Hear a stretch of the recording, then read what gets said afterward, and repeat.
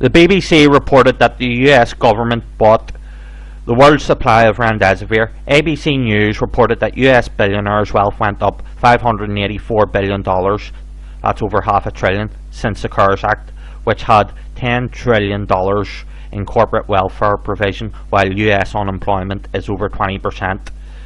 Jacobin Mag reported that Gilead is selling remdesivir for $3,120 when the recommended retail price is 10% of that figure. The United States government pay $390 a vial. This is around $2,340 per treatment. Generic alternatives cost $60 a vial. US patients pay $520 a vial. That's $3,120 per treatment, as previously mentioned. US hospitals are charging for remdesivir at 497% of remdesivir's cost. They're overcharging the uninsured and underinsured. They're not meant to, and they're charging the United States government for Medicare reimbursement after getting $99 million to develop the drug from the United States government.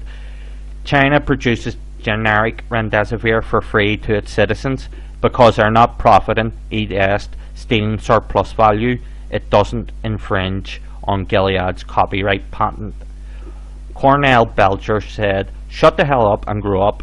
Right, we have a guy who is an existential threat to everything you believe in. Shut up, get in line, get rid of this guy and argue on the other side. To the left, he said that. He is mentally subnormal. He is a fucking retard. Trump is not an existential threat. The Democratic Party are an existential threat, as they're provoking a nuclear war with Russia. This MSNBC interview would motivate me to vote Trump if I was an American voter, so it's not helpful at all. And Cornell Belcher is a retarded hypocrite. He ought to lead by example and follow his own advice. He should grow up, shut the fuck up, and fall in line with socialists. Either that or fuck off and stop being a fucking retard. Fox Business reported that Joe Biden's corporate tax rate would be 28%. 28%. United Arab Emirates has the world's highest corporate tax rate at 55%, and its economy has grown over 1% every year for the last 4 years. That means Joe Biden and Fox Business are further to the right than Wahhabists. That is truly terrifying. Clement Attlee grew the British economy with super tax at 96%, and Dwight Eisenhower grew the US economy with super tax at 91%. Fox Business should be aware that two socialist republics, the Democratic People's Republic of Korea and the Syrian Arab Republic, are tax-free societies, yet Fox Business doesn't advocate Marxist socialism, even though Karl Marx called for abolishing tax in the Communist Manifesto. Fox News reported that Ghislaine Maxwell is in federal custody and ready to name names. It would be interesting to know what she knows and has known for quite some time. Just a reminder that her father Bob fell off his yacht and that Jeffrey Epstein hung himself. The late Tony Benn wrote that Bob Maxwell was involved with MI6 and Mossad.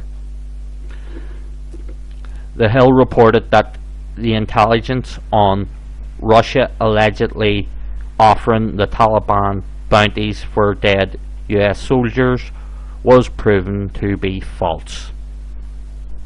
What a surprise.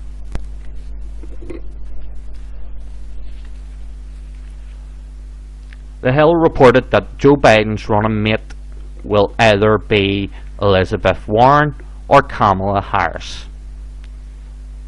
So his running mate will either be a conservative Republican or a California Attorney General who acted like a slave master while she was in office.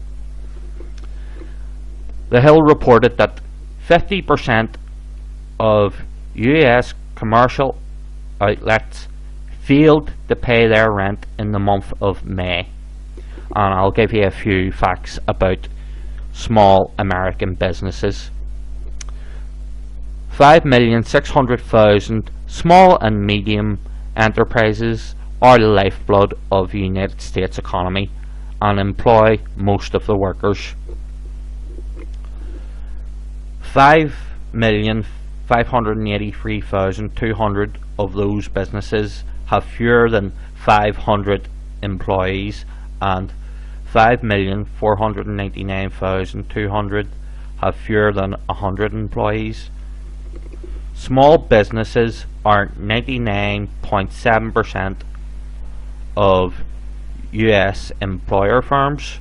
Small businesses create 64% of net new private sector jobs, and small businesses are responsible for 49.2% of private sector employment.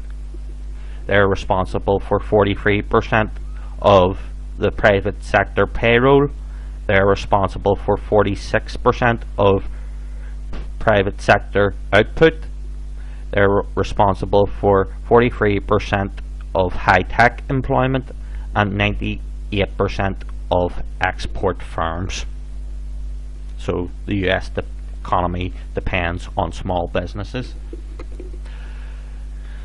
The BBC reported that the British government offered citizenship to Hong Kong British overseas passports holders, of whom there are 350,000 and another 2,600,000 are eligible for said passports.